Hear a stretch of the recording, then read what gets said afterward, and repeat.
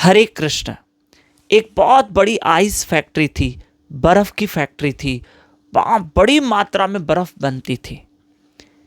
एक व्यक्ति वहाँ जॉब करता था, वहाँ नौकरी करता था, लेकिन वो सबको राम राम बोलता।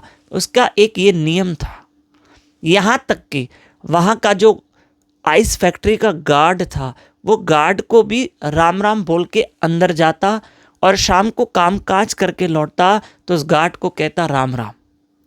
कई समय बीता, बहुत समय बीता, वो सबको राम राम बोलता, गार्ड को भी राम राम बोल के जाता। एक दिन जहाँ फ्रीज़र था, जहाँ बहुत सारी आइस जम गई थी, वो वहाँ पर उस रूम में गया जहाँ बड़ी मात्रा में आइस थी, बर्फ़ थी। वो अंदर चला गया और वो देखने लगा कैसे कामकाज हो रहा है, ठीक है, सब ऐसे जांच कर रहा था, चेक कर रहा था। तो जब बाहर निकलने की कोशिश की तो उस रूम का जो फ्रीज़र का दरवाज़ा था वो किसी तरह भी लॉक हो गया। उसने खटखटाने की बहुत कोशिश की कि मैं अंदर फंस गया हूँ, मेरी मदद करो। लेकिन उस आइस फैक्ट्री में जितने लोग भी काम कर रहे थे, इसमें बहुत सारे लोग काम करके निकल गए थे और किसी का ये ध्यान नहीं था कि ये व्यक्ति अंदर फ्रीज़र में, जो बहुत बड़ा एक रूम था जहाँ माइनस में टेम्परेचर था, वो व्यक्ति अंदर फंसा हुआ है, किसी को नहीं पता। किसी ने इतना गौर नहीं किया, किसी ने इतना ध्यान नहीं दिया। लेकिन गार्ड ने देखा कि सब निकल रहे हैं, सब छूट रहे हैं और बहुत सारे लोग अब शाम के समय में अपने घरों में चले गए हैं, पर वो व्यक्ति अभी तक क्यों नहीं निकला जो मुझे जाते समय आते समय राम राम बोलता है। पूरी फैक्ट्री में देखा, मन में सोचा आया तो था आज फैक्ट्री में, राम राम भी बोल के अंदर फैक्ट्री में एंटर हुआ, राम राम कहते हुए वो एंटर हुआ, राम राम बोलते हुए अंदर वो उसने फैक्ट्री में प्रवेश किया, पर वो निकला तो है नहीं। ये कहाँ चला गया? आज वो निकला ही नहीं है, और निकलता तो वो राम राम कहता, मतलब वो नहीं निकला है।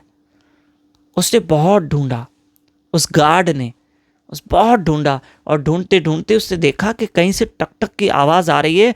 जब गार्ड ने खोला तो वो व्यक्ति अंदर फ्रीज़र में फंसा हुआ था। उसको बाहर निकाला तो उसे बहुत ज़्यादा ठंड लग गई थी। किसी तरह भी लकड़ियाँ वकड़ियाँ जला के उसको गर्मी दी और जो व्यक्ति अंदर फंस गया वो अब ठीक हो गया था।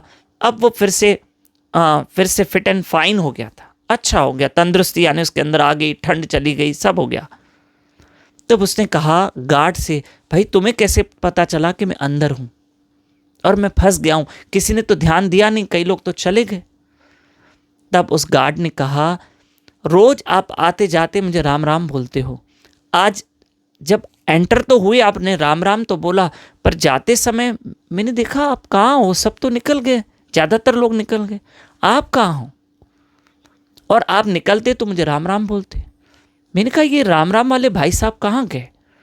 इसलिए मैंने ढूंढा, आप हो कहाँ? मैं अंदर ऐसे ही आपको ढूंढ नहीं आया, पर आप मुझे पूरी फैक्ट्री में भी नहीं देखे। मैंने कुछ लोगों से पूछा भी तो कहा कि तुम नहीं हो, पता नहीं कहाँ हो, हमको क्या पता, चला गया होगा। मन में सोचा अगर चला गया होगा तो फिर मुझे राम राम क्यों नहीं बोल के गया, और मैं तो दरवाजे पे तैनात हूँ। तब मैंने अंदर आया और आपके जो नॉक करने की आवाज़ थी, मैंने इसलिए वो बाहर से दरवाज़ा खोला और आप अंदर फंस गए थे। तब उस व्यक्ति ने कहा, मन में सोचा, जो अंदर फंस गया था, उसने कहा, देखा राम राम बोलने से मेरा कितना भला हुआ।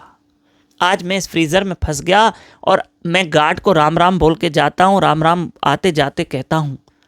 आज राम राम ने ही मेरी ज़िंदगी बचाई, आज राम राम ने ही मेरी जान बचाई।